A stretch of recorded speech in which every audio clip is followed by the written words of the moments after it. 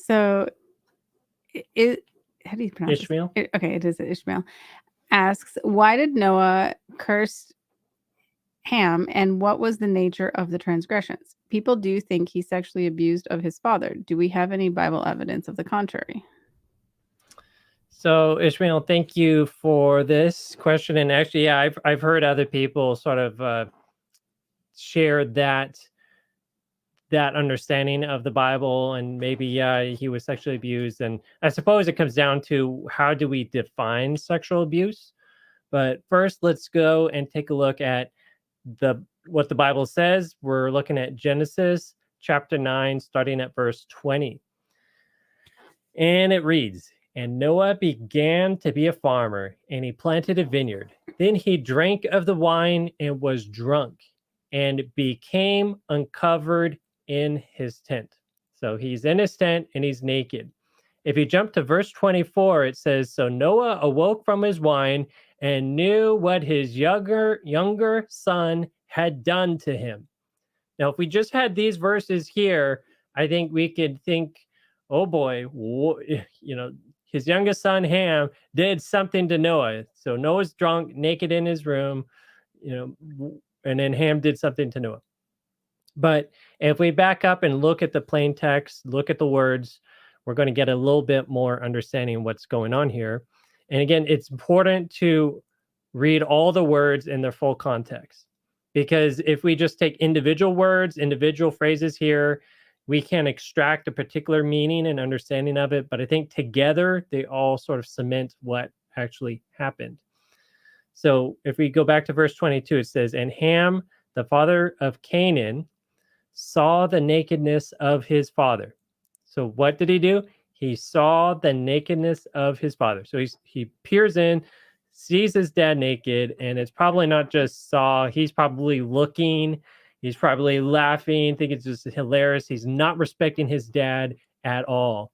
And then he goes and tells his brother, again, probably in a very mocking way, say, "Haha, guys, can you believe it? Dad's totally naked. I totally saw his body parts and all that. So, what a crazy old man." That's probably the implications here. Then we go to verse 23. So contrast what Ham did with what we see Shem and Japheth do in the next verse. It says, "But Shem and Japheth took a garment, laid it on both their shoulders, and went backward and covered the nakedness of their father." So we have Ham who's looking at the nakedness of his dad. It's suggesting here like intentionally. It's not like, whoops, I accidentally saw it. He's staring, looking. Shem and Japheth do the opposite. They make sure they're not going to see their dad, and they just back in there and cover him up, showing how much they honor their dad and respect their dad. And so they covered his nakedness. It says their faces were turned away, and they did not see their father's nakedness. So, we'll look at a couple of verses, and sometimes seeing the nakedness of a person is very closely associated with sex. That's very true, and we'll look at again some verses on that. But here in the context, we have being contrasted Ham who looked, and Shem and Japheth who did not look but covered. And I don't know any other way to faithfully read this story than that Shem and Ham did not look, they covered. Ham looked and intentionally looked at his dad's nakedness. I don't see in here context that he actually did anything else to their dad.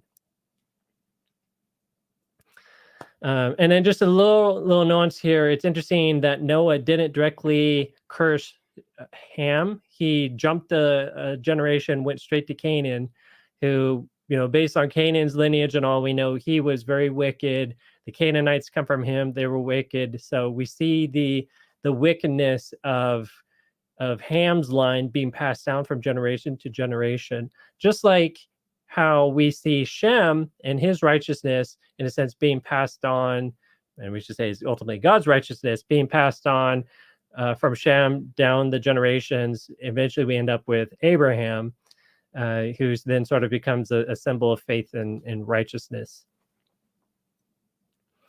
Now, nakedness is a big deal in the Bible. And this is kind of a good setting of the stage for a later question we'll have about premarital sex. Like nakedness is a big deal to the Jews, to the Hebrews, and people during this time. So Genesis 2:25, for example, it says, and they were both naked, and man and wife were not ashamed.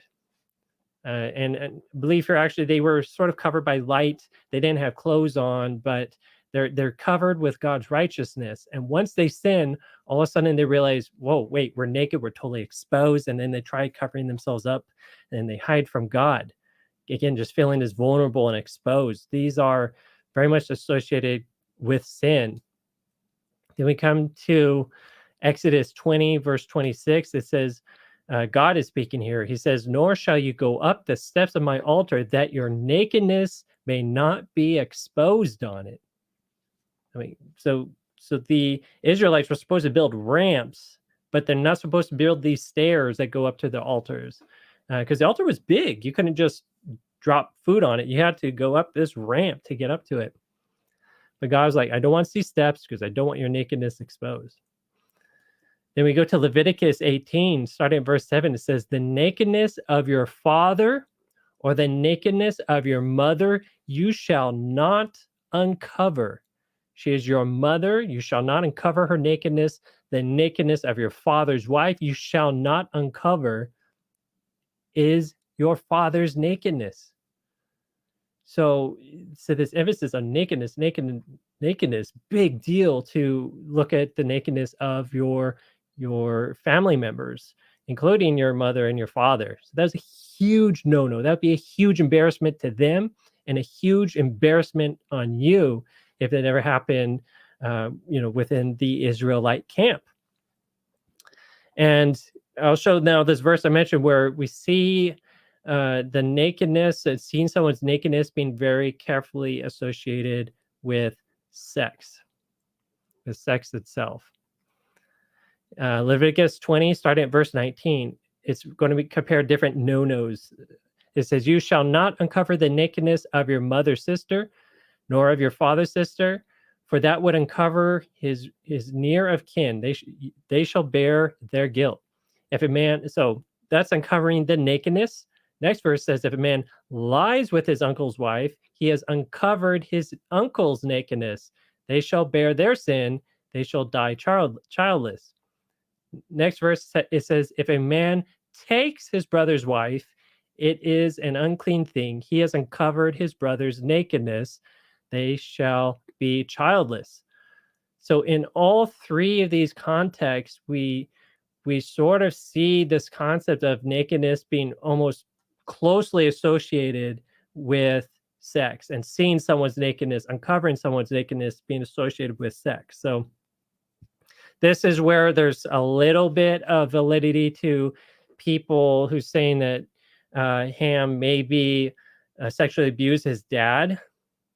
But again, if we go back and we read the full facts, the full context of what we were reading in Genesis 9, it really does look like here all that happened was Ham specifically staring, intentionally looking at his dad and making a mockery of his dad rather than respecting him and covering his dad in his time of nakedness, his time of vulnerability, his time of great embarrassment.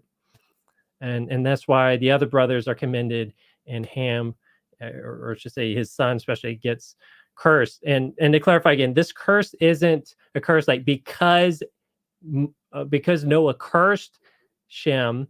Sorry, I keep saying Shem and Ham. Cursed Ham and Canaan, that therefore Canaan ends up being evil. No, this is more like a prophecy where he, under inspiration, is saying, I know that your lineage is going to be evil, it's going to be wicked, and ultimately the result of sin and wickedness is falling under the curse of the law. So that's what's being said here. I know there's a lot of confusion often with that. So Tina, do you have anything you'd like to add? I think I totally agree with your interpretation of this. And I think a lot of people try to add to it more than it is, but I think it's important to understand the sinfulness of sin. I think a lot of people are like, oh, he just looked, what's the big deal? But God, I mean, is so serious about what we look at. Like, I mean, and I think that that's a big that should teach us something because Jesus says, people you've heard it said that you should not commit adultery, but I say that if you look on a woman to lust Hmm. after her in your heart, you've already committed adultery. And so I think, even here, like in the book of Genesis, the teachings of Christ are already there that God is saying, don't even look at things that you shouldn't be looking at because it leads to more bigger and greater sin. And I think That's that's a great why point. God was yeah, I think that's why God was so serious about it. And like when you look at the book of Psalm 101, verse 3, King David said, I will set nothing wicked before my eyes. And even Job, who was so righteous, he said, I made a covenant with my eyes that I would not look upon, Hmm. you know, um, a girl. And so basically to lust. And I think we live in a culture that's just so flooded with pornography and things like that. It's such a huge contrast to the will of God, which is for us to keep our eyes as a gateway to our minds holy and and pure. And I think that's something that God's people really really really have to guard. And I think it's so easy to fall into that sin, but God is teaching us here in this beautiful story that like you just shared, that we really have to be careful. And I didn't realize how many laws of Moses there were, just Oh, after people were I only read in like slavery. half of them too. It's Yeah, there's crazy. just so Yeah. many, God is just clearly laying it out that don't look at certain things is not good for you. Hmm. So I totally agree with that. And I just appreciate you sharing that because, I think people want to add like, oh, just look like that. Why would that be such a big deal? But it is a big deal. So yeah, I really appreciate that answer. Praise God. It makes Yeah. me think of a a couple other verses of how like men love darkness more than light, Mm, and by beholding we become changed. So yeah, what we're looking at, we are beholding. And if we are looking at darkness, beholding darkness rather than light, that's the direction we're going to move in. It starts with what we look at. absolutely. Yeah. I mean, ultimately, looking at the fruit was probably the first step of Eve sinning. So, yep.